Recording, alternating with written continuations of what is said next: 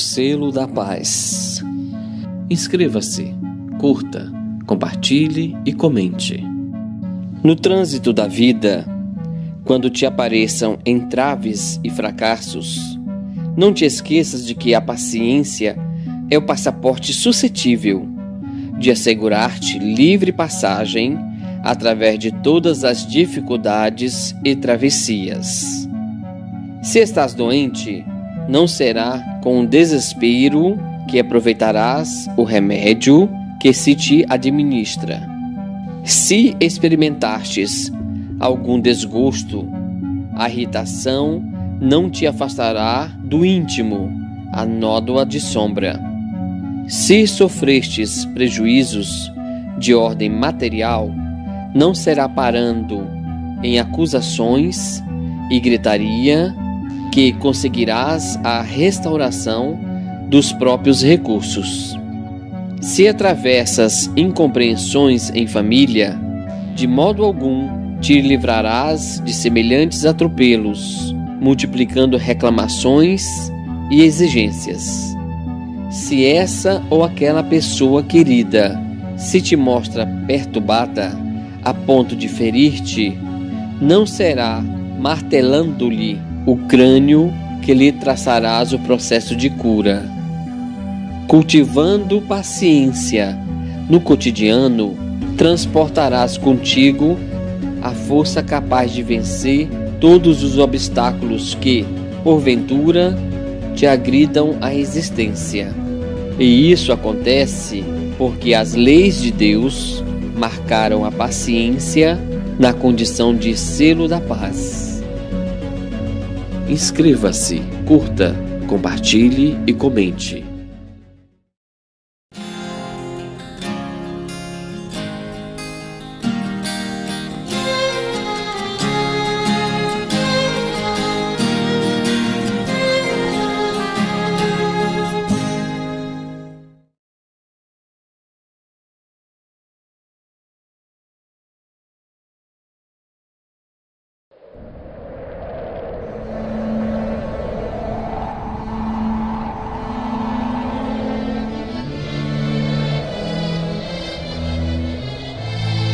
Na solidão do deserto escaldante, um peregrino caminha em treva densa. É Paulo em pranto, a luz da nova crença. Seus olhos tristes desvão, sembrando o véu, em vão procura a luz do céu. Ante a visão da estrada deserta, seu coração se inflamou de novo alento. Segue o caminho orando, rumo a Damasco em busca de abrigo, e com ternura esperando, vem ao seu encontro amigo. Um doce afago de amor e perdão, diz Ananias iluminada.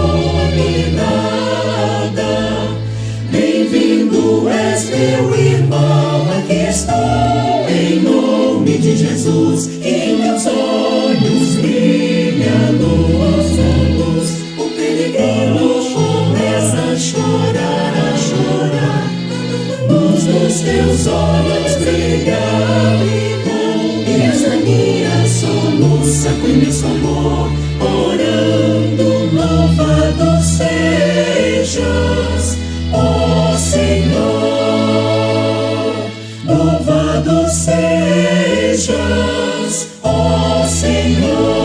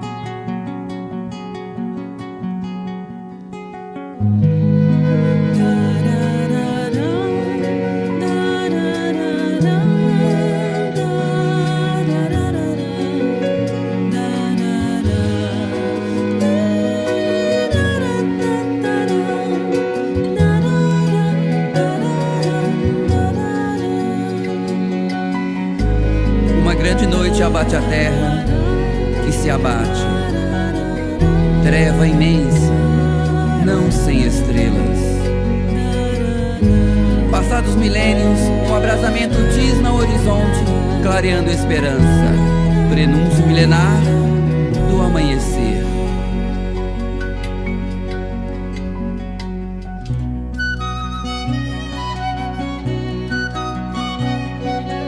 Bem-vinda, aurora.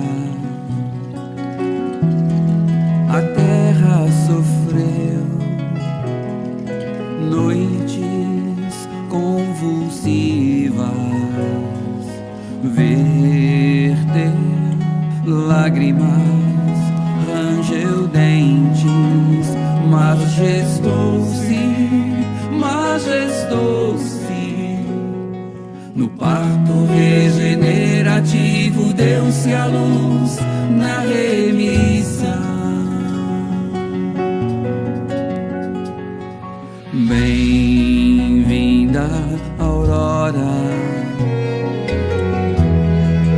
O lobo pasta junto ao cordeiro. Crianças brincam com a serpente e os anjos andariam com os homens que volitam no amor da promissão.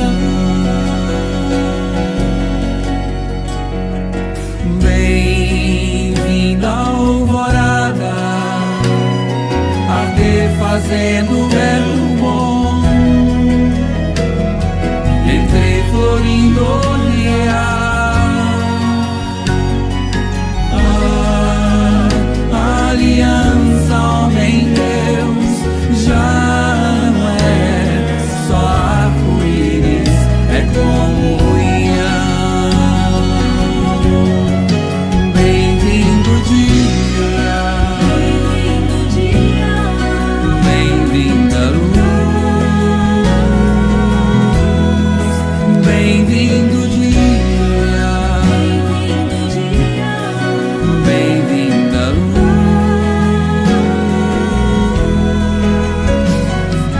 bem-vinda alvorada, a ver fazendo verbo bom, entre florindo olhar.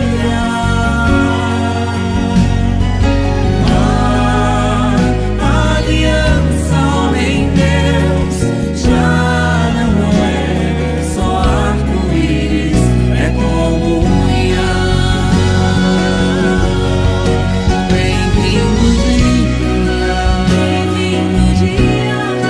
bem-vinda luz, bem-vindo dia, bem-vinda luz,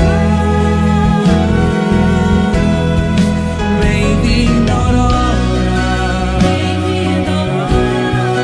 bem-vinda luz,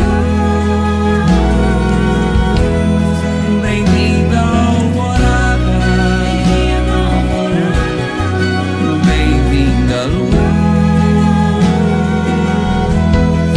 bem-vindo dia, bem-vinda luz, bem-vindo dia.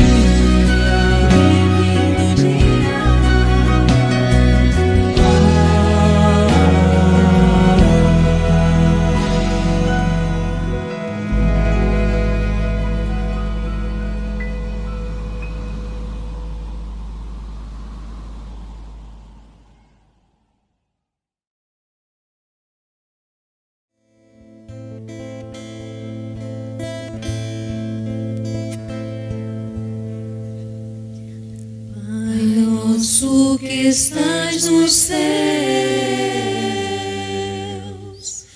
ouve nossas orações. Venha a nós o reino teu, Senhor, pois é grande esse teu amor pra melhor te servir e louvores te dar. És a paz do mundo, és o pão da vida que alimenta multidões. Tu perdoas a quem perdoar, tu recebes a quem te buscar. Não permitas que o mal nos domine, Senhor. Fique aqui conosco.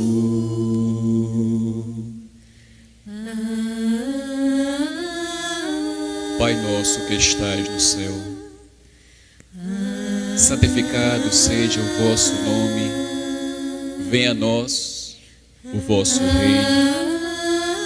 Seja feita a vossa vontade, assim na terra como no céu. O pão nosso de cada dia nos dai hoje. Perdoai as nossas ofensas, assim como nós perdoamos a quem nos tem ofendido. Não nos deixeis cair em tentação, mas livrai-nos do mal. Amém.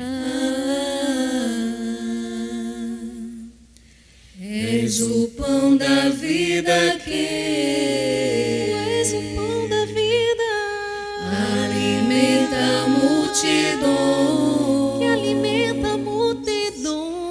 Tu perdoas a quem perdoar, tu recebes a quem te buscar. Não permitas que o mal nos domine, Senhor. Fique aqui conosco. Fique aqui conosco. Que assim seja. Muito obrigada.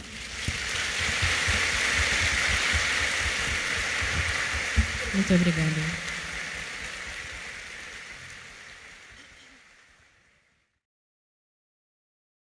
Pão Nosso, ditado pelo Espírito Emmanuel. Psicografia de Francisco Cândido Xavier. Evita contender. Ao servo do Senhor não convém contender. Paulo 2 Timóteo 2:24. Foge aos que buscam demanda no serviço do Senhor. Não estão eles à procura de claridade divina para o coração. Apenas disputam louvor e destaque no terreno das considerações passageiras. Analisando as letras sagradas, não atraem recursos necessários à própria iluminação, e sim os meios de se evidenciarem no personalismo inferior. Combatem os semelhantes que lhes não adotam a cartilha particular. Atiram-se contra os serviços que lhes não guardam o controle direto. Não colaboram senão do vértice para a base. Não enxergam vantagem senão nas tarefas de que eles mesmos se incumbem. Estimam as longas discussões a propósito da colocação de uma vírgula e perdem dias imensos para descobrir as contradições aparentes dos escritores consagrados ao ideal de Jesus. Jamais dispõem de tempo para os serviços da humildade cristã, interessados que se acham na evidência pessoal. Encontram sempre grande estranheza na conjugação dos verbos ajudar, perdoar e servir. Fixam-se invariavelmente na zona imperfeita da humanidade e trazem as orragues nas mãos pelo mau gosto de ver gastar. contendem acerca de todas as particularidades da edificação evangélica, e quando surgem perspectivas de acordo construtivo, criam novos motivos de perturbação. Os que se incorporam ao Evangelho Salvador por espírito de contenda são dos maiores e dos mais sutis adversários do reino de Deus. É indispensável a vigilância do aprendiz, a fim de que se não perca no desvario das palavras contundentes e inúteis. Não estamos convocados a querelar, e sim a servir e aprender com o Mestre. Nem fomos chamados à entronização do eu, mas sim a cumprir os desígnios superiores na construção do reino divino em nós. Emmanuel.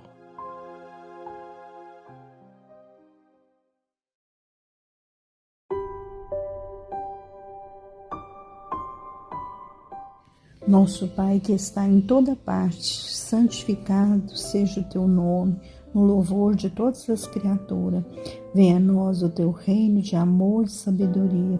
Seja feita a tua vontade acima dos nossos desejos, tanto na terra quanto nos círculos espirituais. O pão nosso do corpo e da alma, da nossa mente. Perdoa nossas dívidas, ensinando-nos a perdoar os nossos devedores, com esquecimento de todo mal. Não permitas que venhamos cair sob os golpes da tentação da nossa própria inferioridade. Livra-nos do mal que ainda reside em nós.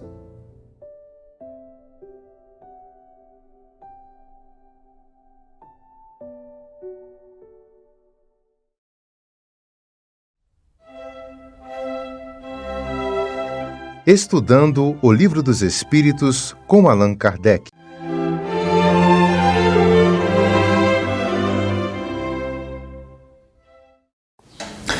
Boa noite a todos, que Jesus nos abençoe.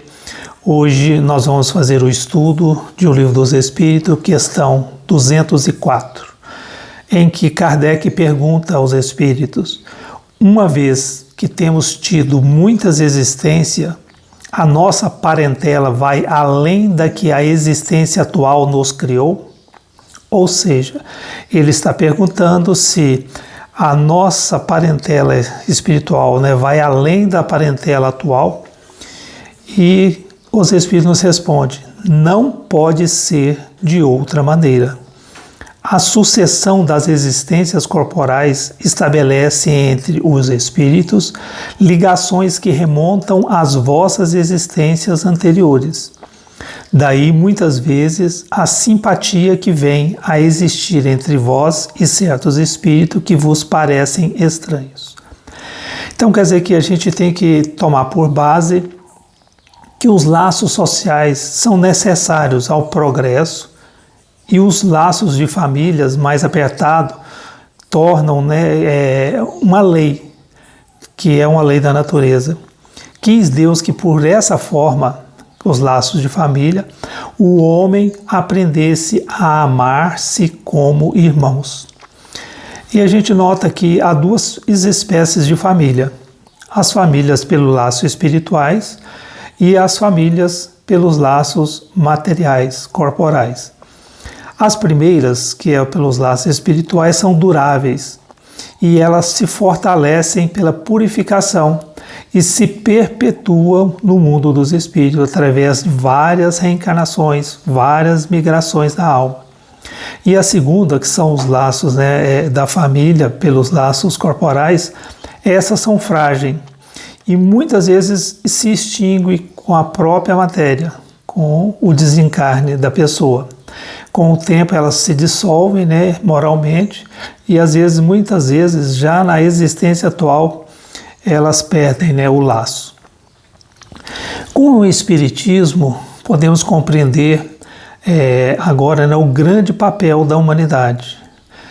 Compreender que quando produzir um corpo, através da maternidade, da paternidade, a alma que nele encarnava vem do mundo espiritual para progredir. Inteirai-vos desses deveres e ponde todo o vosso amor em aproximar aquela criatura nascente de Deus. Tal é a missão que cabe a cada um de nós, cuja recompensa recebereis se fielmente cumprirdes a vossa tarefa, a vossa missão. Os vossos cuidados e a educação que lhes darei auxiliarão o seu aperfeiçoamento e o seu bem-estar futuro. Aí a importância, né, dos laços familiares. Elas se fortalecem através de conhecer um ao outro e através desse desenvolvimento o homem progressivamente vai evoluindo. E a gente pode notar, né, que o homem primitivo não se afasta de improviso, né, da própria tábua. As reencarnações que vão acontecendo, elas vão se dando ali em torno daquele grupo. E que ao longo do tempo, né, esse plano racial, que nós vamos assimilando as experiências, né, que ela nos fornece, e a soma dessas aquisições recomeça, né, o nosso desenvolvimento. As diferentes realizações que vamos fazendo, elas vão nos dando, né, a cada existência corporal a tarefa que a gente vem a desempenhar, que proporciona o desenvolvimento de nosso espírito. Então, assim, cada existência é uma prova e que o aproxima, né, de sua evolução como ser mais adiantado. Numa dessas existências, o número, né, dessas existências é indeterminado. Depende da vontade do espírito que esse número seja reduzido, trabalhando ativamente, né, para o seu progresso moral. Ou seja, quanto mais trabalharmos para o nosso desenvolvimento moral, menores seriam os números das reencarnações, muitas vezes provacionais. Nós temos que ter em conta que a vida do espírito, em termos espirituais, é a vida normal, ela é eterna. A vida corporal, ela é transitória e passageira, não passa, né, de um instante ante a eternidade. Nem sempre, né, os laços de sangue, os laços familiares consanguíneos reúnem almas essencialmente afins. Frequentemente, né, pelas imposições da consanguinidade dentro dos laços familiares, estão às vezes grandes inimigos, que são obrigados a um abraço pela reencarnação sob o mesmo teto, o reajuste, né, de conta. Então é razoável a gente sugerir uma divisão entre conceito, família e parentela. A primeira constituiria o símbolo, né, dos laços do amor, que é os laços, né, da família. O segundo significaria o cadinho de lutas, por vezes acerbas, em que devemos diluir as imperfeições do sentimento, fundindo-no na liga divina do amor para a eternidade. Portanto, né, a gente pode dizer, a família não seria a parentela, mas a parentela converter-se-ia mais tarde nas santas expressões dos laços familiares. A gente nota, né, que com o número de reencarnações que vamos tendo, essa família universal vai se expandindo, porque através de conhecer, de relacionar, nós vamos criando laços. E esses laços às vezes vêm em desencontros, vêm com erros, desagravos, muitas vezes crimes, e que pela própria lei de ação e reação necessita, né, do reajuste. E a gente inclusive recorre, né, a uma poesia de Cornélio Pires. Ele às vezes é um pouco engraçado pelo modo que ele comenta, né, o relacionamento, os laços que vão criando pelas atitudes que nós vamos tendo, né, perante a vida. E ele começa então a sua poesia desta forma: ressentimento não vale, a justiça não se atrasa, a lei da reencarnação atua dentro de casa. Olha o caso de Cristina, envenenou João Gamela, mas João, depois de algum tempo, renasceu. É o filho dela. Embora a morrer em sangue, Neca abateu Genserico. Hoje são gêmeos em luta na roça do Tico-Tico, furtando-lhe sítio e casa, Quinquim matou Rui da Venda, mas Rui nasceu neto dele, a fim de herdar-lhe a fazenda. Quintino arrasou Gregório com bebida numa festa. Gregório voltou a ele, é o caçula que o detesta. E não querê-la por nora, Teutônio acabou com Lica. Vejo a moça reencarnada, é a neta que o prejudica. Nina induz Vaz à morte, suicídio triste sem causa. Hoje ele é o filho doente, que ela carrega sem pausa. Lília matou Antônio, simples paixão de mulher, mas Antônio renasceu, é o filho que não a quer.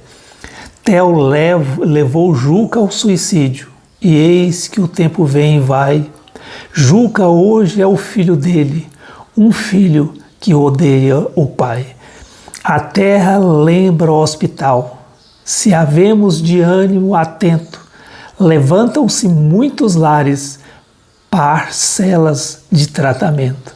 Renascimento, desforra, não adianta, rapaz. A vida cobra com juros a conta que a gente faz. Então nós vemos aí que o entrechoque na existência provocam laços muitas vezes difíceis, pelo compromisso da lei de ação e reação ante os crimes que cometemos, que pede reparação, nos unindo e estendendo de certa forma esta grande família universal que vai romper esses laços de ódio pelos laços de amor. Que assim seja, que Deus abençoe e nos dê entendimento para entendermos essas questões e que possamos aplicá-la em nossa vida diária. Que assim seja. Acompanhe agora mais um tema doutrinário do Evangelho de Jesus.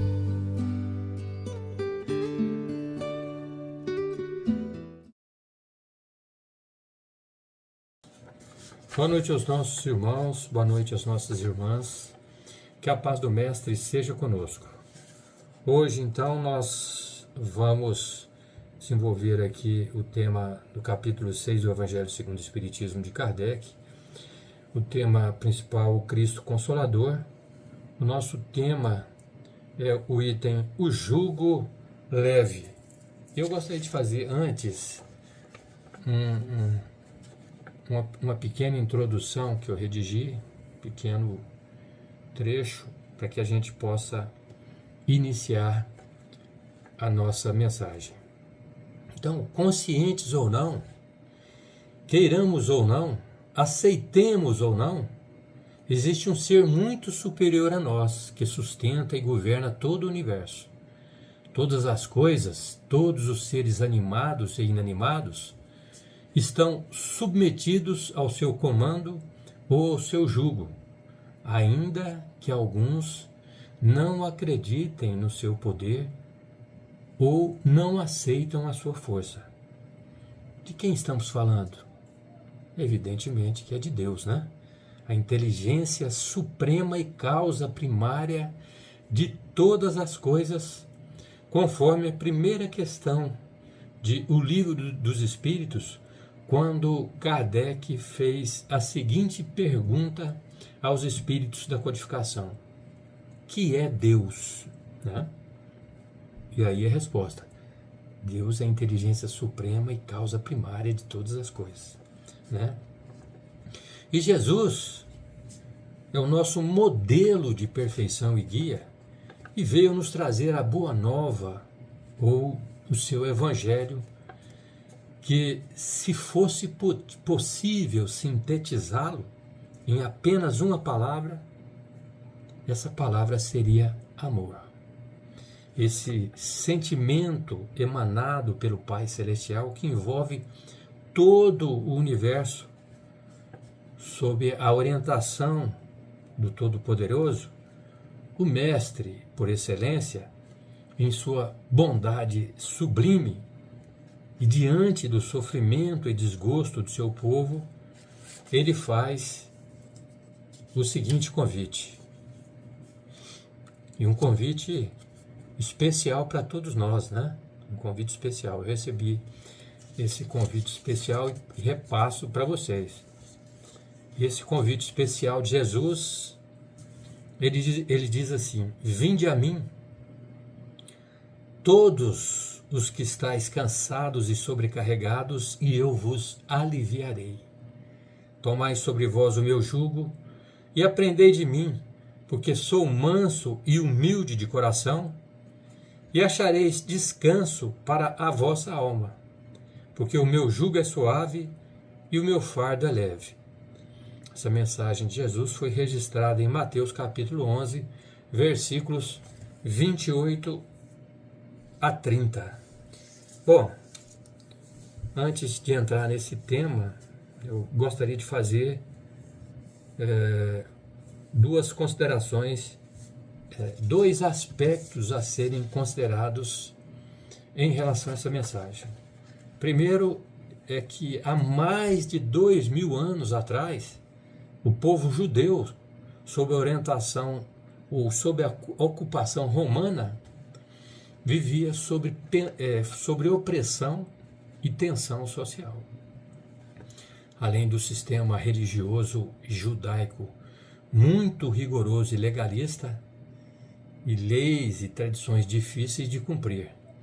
Então a gente vê que o povo judeu, né, na época de Jesus, ele estava nessa condição, nessa situação, né, sob o jugo dos judeus, dos fariseus, né, da lei judaica, né, que como se governasse ali os judeus, e também de Roma, né. O segundo aspecto a ser considerado, eu inicio com uma pergunta: qual o propósito de todos nós, encarnados ou desencarnados no planeta Terra, né? Na verdade, o que nós estamos fazendo aqui, né? Qual que é o nosso propósito? Qual a finalidade, né, da vida, afinal, e da vida aqui no planeta Terra, né? Bom, a resposta é a seguinte: existe um comando superior que a gente viu aqui, né, que controla tudo e todos, e ele, nosso Pai maior, nos situou neste orbe para trabalharmos a nossa evolução moral e intelectual, ou seja, o amor e a sabedoria. Nós passamos por várias existências até chegar onde nós chegamos agora. Einstein, em sua fase de reflexão religiosa, ele afirmou numa assembleia de sábios que se Deus não existisse, seríamos obrigados a admiti-lo para podermos explicar o universo. Então, seria quase que impossível explicar todo o universo, né, sem que existisse, né, sem que um ser muito superior, mas muito superior mesmo, né, se não existisse esse ser superior, não haveria possibilidade, né, da gente conceber, da gente entender, né, a magnitude, a potência, né, de um ser tão elevado, elevadíssimo ao ponto, né, de sustentar todo esse universo de bilhões de galáxias, né? Estão falando agora em 1 trilhão de galáxias. É muita coisa, muita coisa. Não vou nem falar o tamanho desses sistemas, o tanto de sistemas, né, quantos trilhões de sistemas igual ao nosso, de sistemas solares igual ao nosso, né? Então é realmente muito, não dá nem para conceber na nossa mente tudo isso aí, né? Dito isso, vamos novamente, né, o que Mateus registrou no capítulo 11, 28 a 30 do Novo Testamento, né, sobre o que Jesus nos propôs, né? Então, só para repetir, né, só para falar novamente aqui, para a gente fixar mais um pouco. Vinde a mim todos os que estáis cansados e sobrecarregados, que eu vos aliviarei. Tomai sobre vós o meu jugo e aprendei de mim, porque sou manso e humilde de coração, e achareis descanso para a vossa alma. Porque o meu jugo é suave e o meu fardo é leve. Então, vamos tentar decifrar, né, essa questão do jugo aqui, né?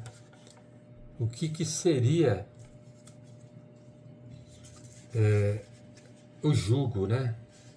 Que tem aí alguns significados, né? Vários significados, mas nós vamos nos ater. Primeiro a gente saber que o jugo era né, uma peça de madeira que se encaixa aqui no pescoço, na cabeça dos bois, para que eles possam ser atrelados a uma carroça ou um arado. Esse é o jugo, uma metáfora agrícola, vamos assim dizer, né? E no Antigo Testamento o jugo simbolizava o cativeiro ou a escravidão, né? Os sinônimos de jugo são autoridade, comando, dominação, mando, influência, opressão, poder, soberania, submissão, sujeição, tirania. Então esse é o sentido de jugo, né? Que é, vamos colocar no sentido das palavras da mensagem de Jesus, vamos dizer, uma autoridade, um comando, né? E fardo, um volume mais ou menos pesado para ser transportado. E fardo também entende-se como aquilo que é penoso, difícil de fazer, de carregar, de suportar, né? Na época, pode ser considerado o peso da lei e das tradições judaicas, consideradas opressoras e difíceis de serem cumpridas, né? E fardo também pesado era o domínio romano, que escravizava e condenava à morte todos que se opusessem à autoridade de César e suas leis. Então, jugo e fardo às vezes se confundem, né?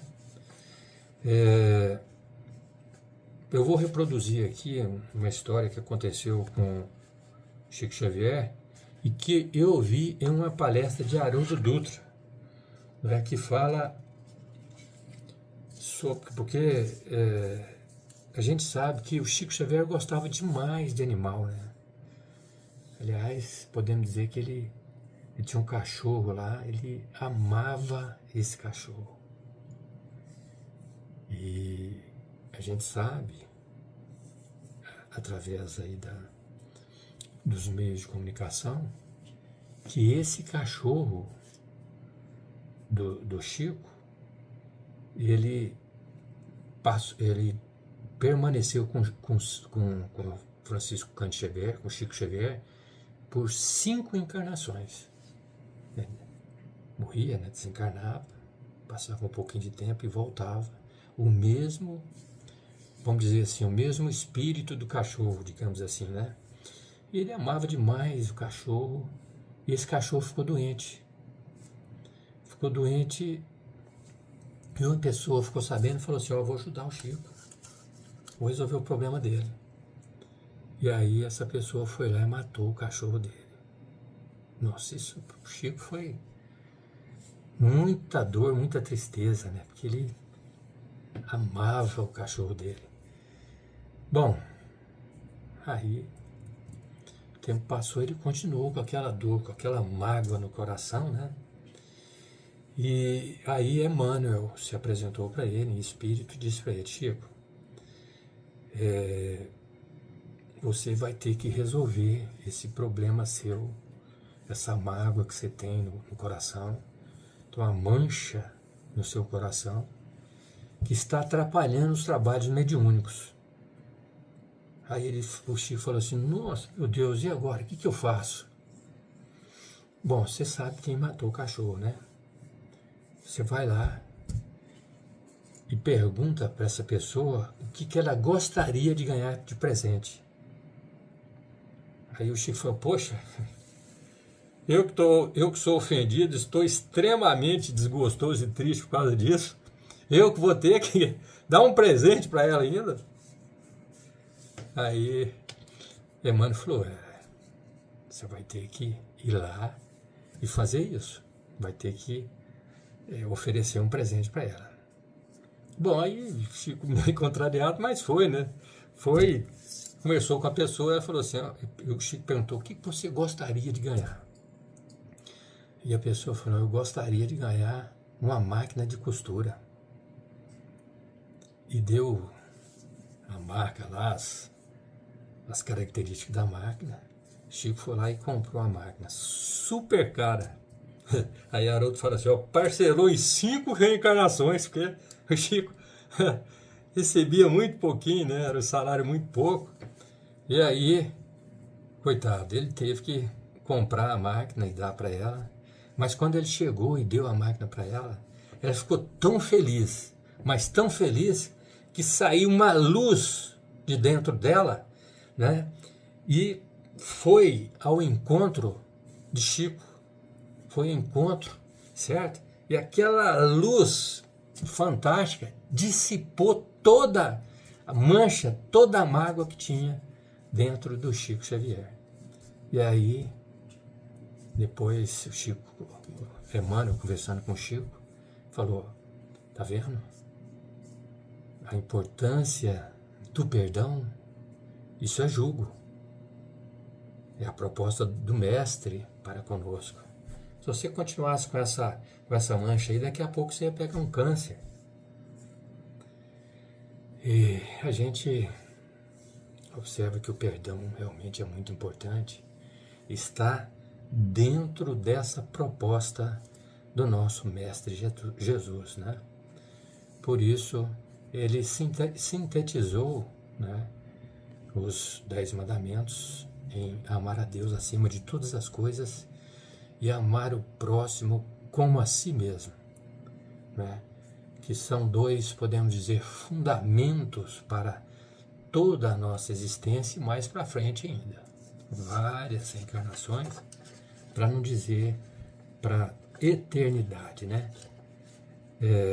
A gente poderia, nesse mesmo sentido da mensagem de Jesus, né, trazendo esse sentido para os tempos atuais, né, o vinde a mim, nós poderíamos transcrever essa mensagem da seguinte forma: se você está se sentindo sobrecarregado ou cansado, venha até mim. Eu posso ajudar você a encontrar a paz e alívio. Aprenda comigo, porque eu sou gentil e humilde, e assim você encontrará descanso para a sua alma. A maneira como eu ensino não é pesada ou difícil, é leve e é fácil de ser seguida. Então, quando permanecemos em Jesus, nos aliviamos das dores e sofrimentos, porque sua autoridade é suave e a carga desses sofrimentos que carregamos se torna mais leve. Assim, é difícil um pouco compreender, né? Mas se a gente já tem informações e conhecimentos da neurociência, que as glândulas, o cérebro, né? A dor e o sofrimento para a mesma situação não é igual para as pessoas, né? Existem mecanismos de defesa no nosso organismo de alívio e supressão da dor, conforme o nosso estado mental, por exemplo. Então, quando a gente fala que Jesus fala de alívio, ele já sabia que se nós trabalhássemos no nosso interior buscando a paz do Mestre Jesus, a serenidade, né, essa tranquilidade, né, que o Evangelho traz para todos nós, o sofrimento nosso terá, vamos dizer assim, um comportamento diferente se nós não estivéssemos ao lado do Mestre. Porque também existe todo um trabalho no plano espiritual dos, vamos dizer assim, dos mensageiros do Mestre, nos auxiliando quando nós estamos servindo ao próximo. Porque essa é uma das mais fortes propostas do Mestre Jesus, né? Sobre a questão do fardo, né? Tem aqui uma historinha, uma mensagem do céu e inferno, não é? Na parte céu e inferno de Allan Kardec, na parte dos exemplos, da segunda parte, no capítulo 8, Expiações Terrestres, um senhor chamado Letil, que era um fabricante ali próximo de Paris na época, né? Ele morreu em abril de 1864. Então, uma caldeira de verniz em ebulição pegou fogo e derramou todo o conteúdo sobre seu corpo. Desesperado, ele conseguiu caminhar 200 metros até a sua residência. Aqueles primeiros socorros ali, a carne estava queimada, caindo aos pedaços. Se via os ossos assim na face dele. Ele ainda viveu por 12 dias nos mais horríveis sofrimentos, conservando, apesar de tudo, a sua presença de espírito até o último momento e pondo em ordem seus assuntos com perfeita lucidez. Durante essa cruel agonia, não houve nenhum pranto de sua parte, nenhum murmúrio, e morreu orando a Deus. De ver do jugo e o fardo pesadíssimo, né? Mas ele, em nenhum momento, condenou, criticou, né? Sempre acreditando, confiando em Deus. Ele era um homem muito honrado, de um caráter doce e benevolente, amado e estimado por aqueles que o conheceram. E aí ele foi, quando ele desencarnou, quando ele morreu, ele foi evocado na Sociedade Espírita de Paris em 29 de abril de 1864. Então, a gente vê que foram poucos dias depois dessa evocação, né? Poucos dias depois de sua morte, ainda sob forte impressão da terrível cena da qual fora vítima, dando a seguinte comunicação: uma tristeza profunda me oprime, horrorizado ainda de minha morte trágica, creio-me sob o ferro de um carrasco. Quanto, pois, sofri? Oh, quanto sofri! Estou todo tremente. Parece-me que ainda sinto o odor fétido que as minhas carnes queimadas lançavam ao meu redor. Bom, aí conta-se a história do que aconteceu para trás. Por que aconteceu essa situação com ele, né? Ele fala assim: há 2 séculos fiz estender sobre uma fogueira uma jovem, inocente, pois tinha entre 12 e 14 anos. De que se acusava? Por que acusava-se a ela, né? Ela. Ai de mim de ser cúmplice de uma ameaça contra a política sacerdotal. Eu era italiano e juiz inquisidor. Os carrascos não ousaram tocar o corpo da criança. Eu mesmo fui o juiz e o inquisidor.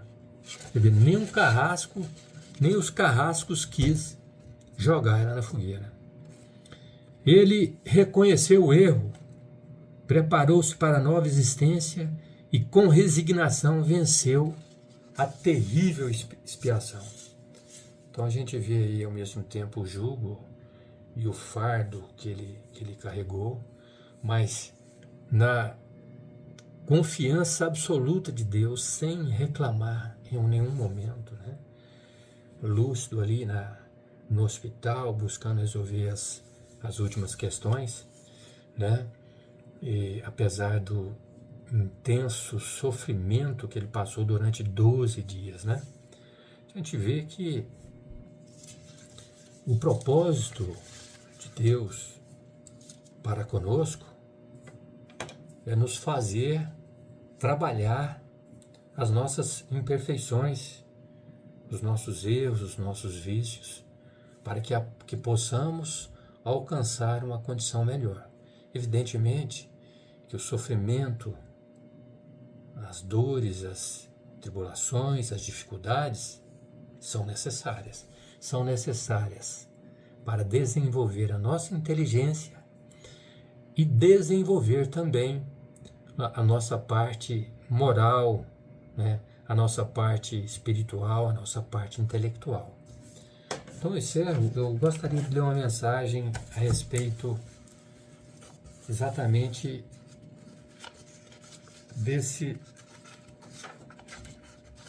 dessa parte que nós estudamos aqui, vamos dizer, sobre o vinde a mim todos aqueles que estão cansados e sobrecarregados, que eu vos aliviarei, né? Então, a mensagem de Emmanuel, no livro Pão Nosso, FEB Editora, capítulo 30, e o item, e o título é Onde estão? Pergunta, onde estão? Dirigiu-se Jesus à multidão dos aflitos e desalentados, proclamando o divino propósito de aliviá-los. Vinde a mim, clamou o Mestre, tomai sobre vós o meu jugo e aprendei comigo, que sou manso e humilde de coração. Seu apelo amoroso vibra no mundo através de todos os séculos do cristianismo. Compacta é a turba de desesperados e oprimidos da terra, não obstante o amorável convite.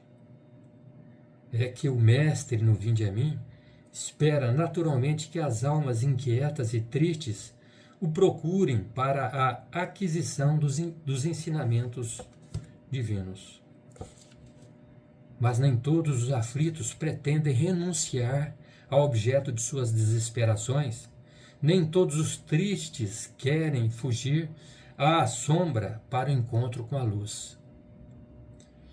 A maioria dos desalentados chega a tentar a satisfação dos caprichos criminosos com a proteção de Jesus, emitindo rogativas estranhas. Entretanto, quando os sofredores se dirigem sinceramente ao Cristo, hão de ouvi-lo no silêncio do santuário interior, concitando-lhes o espírito a desprezar as disputas reprováveis do campo inferior. Onde estão os aflitos da terra que pretendem trocar o cativeiro das próprias paixões pelo jugo suave de Jesus Cristo? Para esses foram pronunciadas as santas palavras: vinde a mim, reservando-lhes o Evangelho, poderosa luz para a renovação indispensável. E aí, para reforçar tudo isso aqui que eu falei, para a gente já ir caminhando para encerrar, eu acompanho um pensamento de Emmanuel. Esse pensamento ele me acompanha já há uns mais de 20 anos. É um pensamento no livro Perante Jesus, de autoria do Espírito Emmanuel, psicografia Francisco Cândido Xavier, o título Remuneração Espiritual, né? E diz assim, Emmanuel: toda vez que a justiça divina nos procura para acerto de contas, se nos encontra trabalhando em benefício dos outros, manda a misericórdia divina que a cobrança seja suspensa por tempo indeterminado. Então, a gente vê que trabalhando na seara do Mestre, né, como Pedro bem mencionou, né, o amor, a caridade cobre a multidão de pecados, nos mostrando que quando nós estamos trabalhando em benefício do próximo, nós estamos automaticamente trabalhando para Deus. E nesse sentido, né, a cobrança, né, das nossas imperfeições, ela é adiada por tempo indeterminado. Então nós temos que sempre trabalhar em benefício do Mestre e do nosso Pai Celestial, que é o nosso comando, a nossa orientação maior, e sem Ele não somos nada, não estaríamos aqui, não somos ninguém, nem o corpo, esse corpo aqui não nos pertence. Então fica aí essa mensagem, né, desejando a todos muita paz, muita luz.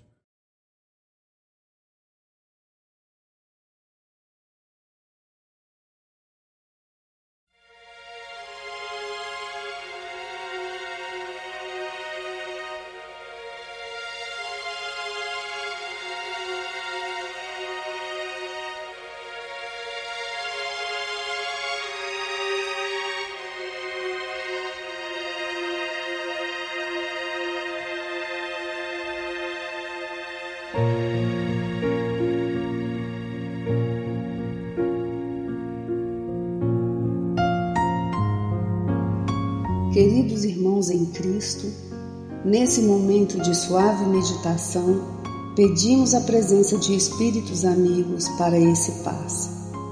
Senhor de infinito poder e bondade, ajudai-nos a retirar da nossa mente todos os pensamentos negativos que se encontram alojados em nossa alma, fruto da nossa condição de ser imperfeito.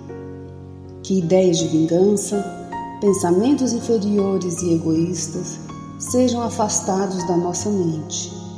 Que os desequilíbrios emocionais, ansiedade, impaciência e estresse sejam corrigidos, visando uma nova harmonia do nosso ser.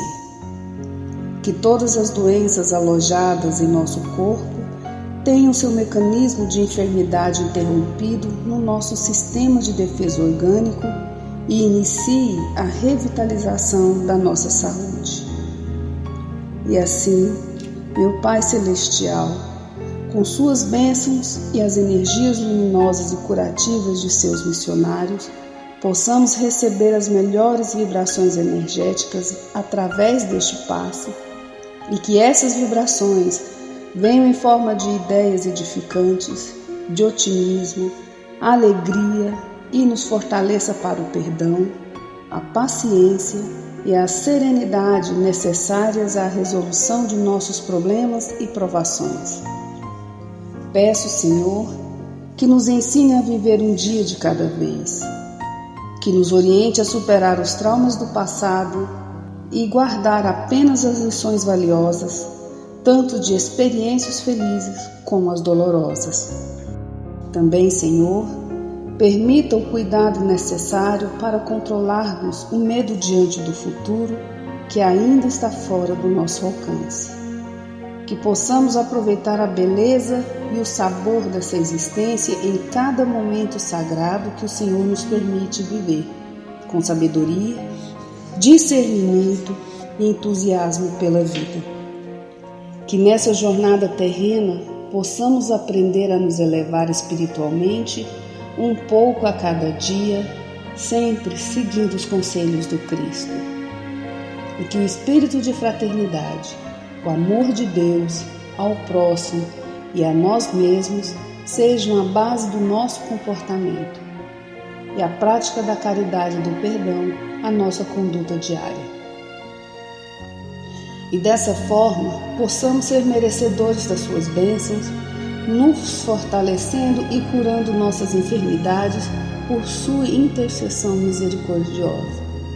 Em nome de Jesus, agradecemos por tudo que recebemos até o dia de hoje, rogando mais uma vez a tua proteção, o teu amor e a tua paz.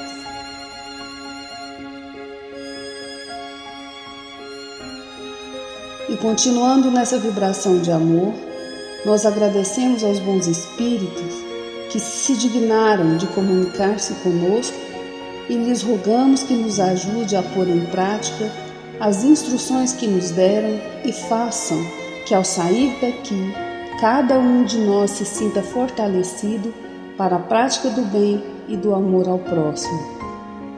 Também desejamos que as suas instruções aproveitem aos espíritos sofredores, ignorantes ou viciosos, que tenham participado da nossa reunião e para os quais imploramos a misericórdia de Deus. Que assim seja.